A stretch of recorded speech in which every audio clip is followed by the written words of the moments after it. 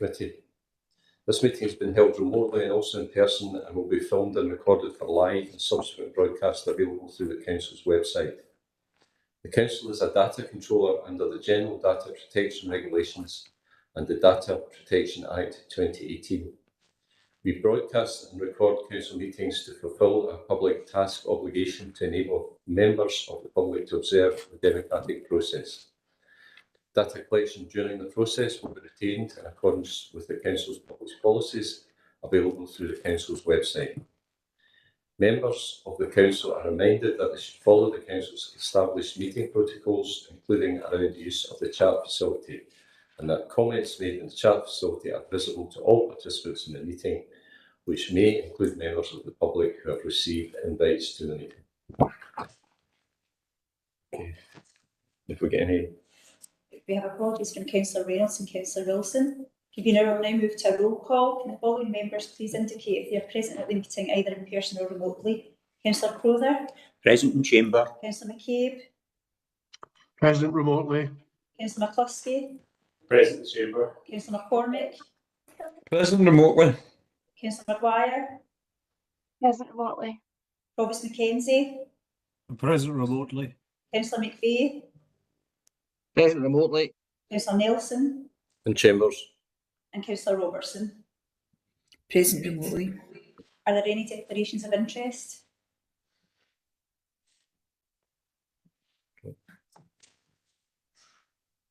Okay, we'll now move on to the first paper, which is performance management.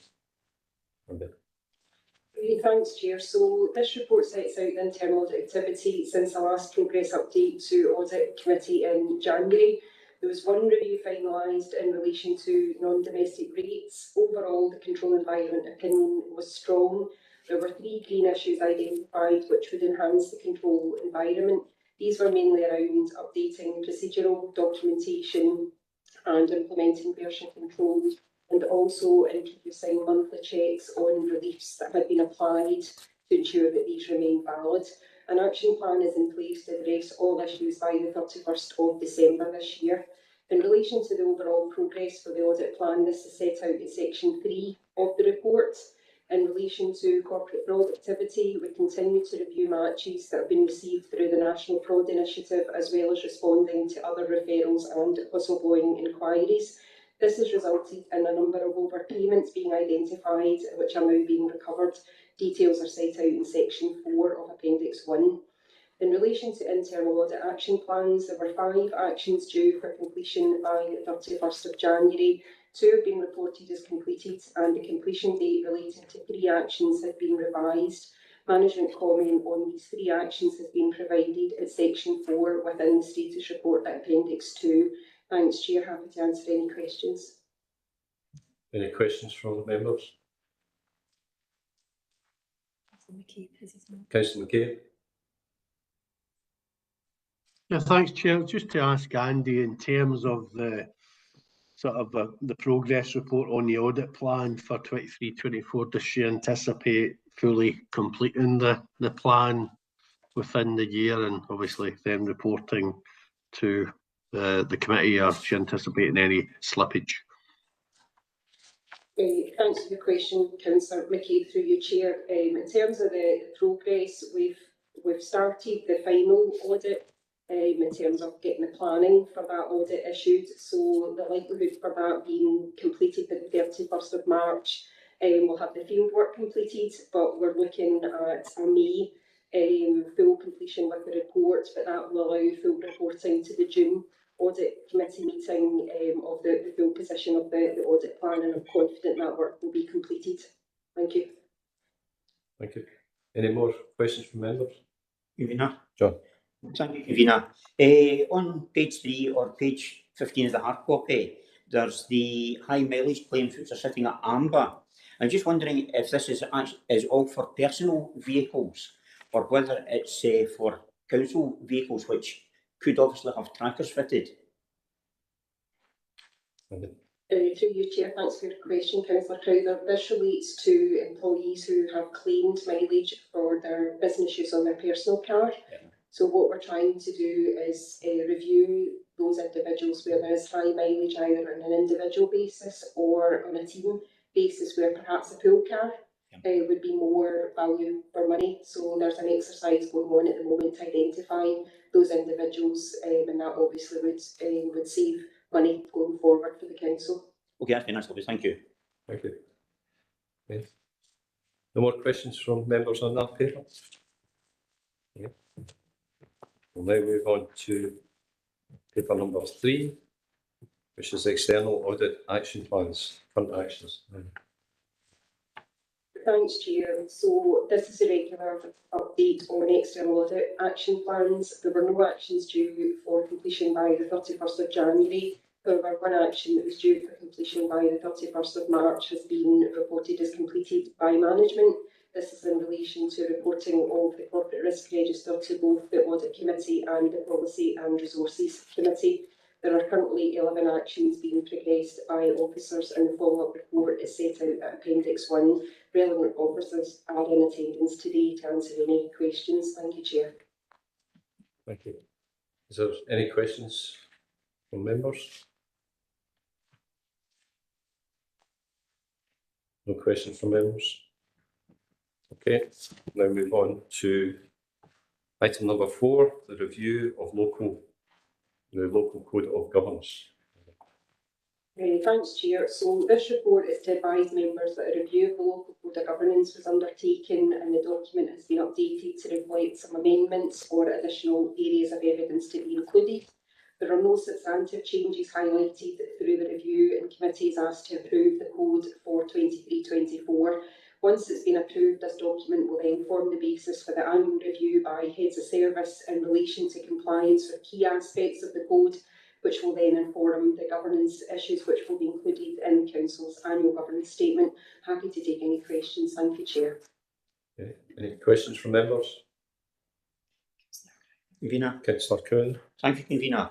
I just note there that Inverclyde Council and Clyde Operations Limited have established Inchgreen Marine Park, which is a joint venture company, taking cognizance that under Principle A, behaviour with integrity, demonstrating strong commitment to ethical values and respecting the rules of law, that in evidence under the LA requirement, reference was made to, for example, Inverclyde Leisure Trust. That was the funding agreement and the Articles of Association. We also had the same for River Clyde, Inverclyde and Glasgow's City Region deal agreement. Now, while Inchgreen Marine Park may fall under the last bullet point, Glasgow City Region deal agreement, where does the auditing of other such joint ventures, should they be established, fit into the local code of governance? Thanks for your question, Councillor Crowther, through you, Chair. So you're absolutely right. City Deal we manage through the Glasgow process. Where there are specific joint ventures between Inverclyde and a separate entity, there would be specific agreements set up, and it might be for the monitoring officer, the head of legal, to get involved in that particular process. But that's where you would see that sitting within this document. There would be a separate agreement between Inverclyde and the relevant third party. Okay, that's very nice, lovely. Thank you. Okay. Councillor McCabe. I see that Mr. Jimison was wanting to come in there, Chair. I don't know if it was that particular matter. Stuart Jimison, do you want to say something? Chair, Inchgreen Marine Park joint venture chair has been identified as one of our external organisations, and in terms of the governance, just to add to what the Chief Internal Auditor stated, that will be reported to the Environment Regeneration Committee. Councillor Crowther. Okay, that's fine. Thank you. Thank you. Okay. Councillor McCabe. Yeah, it's just with regard to this particular document, I know the report says that there are no significant changes. My memory is maybe not as good as it was, but I don't ever recall seeing this document before, to be perfectly honest, so it would be useful to know what has been the sort of governance over this document previously. And it is quite a sort of, I suppose, a all-encompassing detailed document as well. And just again to understand why it's coming to the Audit Committee, and whether it should also go to maybe Policy and Resources or indeed the full council, just to get a bit of clarity on that. Through your chair, thanks for your question, Councillor McCabe. So you may recall last year we did a review of SIPFA best practice guidance for audit committees, and one area was taking the annual governance statement as a standalone report to the audit committee. It used to go just as part of the annual report and accounts. Good practice suggests it goes as a separate document. So in order to set the scene for that, the local code feeds into the annual governance statement, and last year it was referred to within the annual governance statement document report that went to the June committee. It is discussed every year annually with the corporate management team, but we felt this was a good practice to demonstrate that, you know, both audit committee and senior management within the council have reviewed the aspects of the local code and reviewed the evidence base to demonstrate that, you know, the evidence base is strong. If there are any improvements to be raised, we've got a pathway through to the annual governance statement. So you're right, it's been a bit of a hybrid over the last few years, but it certainly came out as an improvement action from the review of the best practice guidance for audit committees. Hopefully that helps give a wee bit of context for that particular question, Councillor. Yeah, that's helpful. Thank you very much, Andy. Okay. Councillor Robertson. Thank you, Chair. Clearly this is a sort of developing piece of work based on what you've just said there, Andy, that there's been an evolution as to how this document works for Inverclyde Council. And I'm just wondering, obviously with the councillors being the people who act as the kind of board of Inverclyde, if you like, of the organisation and have a governance role, I'm wondering if we can build into the further development of this within our organisation for us to have a more significant and substantial developmental role in how this document works. I'm looking at it today, obviously, and as part of the Audit Committee, and we are being asked to sort of, you know, approve it or move it forward, but we've not had any actual substantial discussion as councillors about what's contained in the report. And I just think, given our governance role for this organisation, that might be a useful thing for us to do. Thanks, Chair. It's probably a question for the Chief Executive, but I think it could be built into a development session. It's not new. This has been around since 2007, and I've certainly been involved twice in terms of development sessions with elected members or previous members of the Audit Committee. I just, you know, it's not a problem, you know, over the next year to organise a development session, and we identified a number of areas of improvements for training and development areas within the review of the best practice guidance. So I can certainly liaise with the member services team to add this as an area for development, a particular development session for Audit Committee members, if that would be satisfactory for you, Councillor Robertson. Councillor Robertson. Thanks for bringing me back in.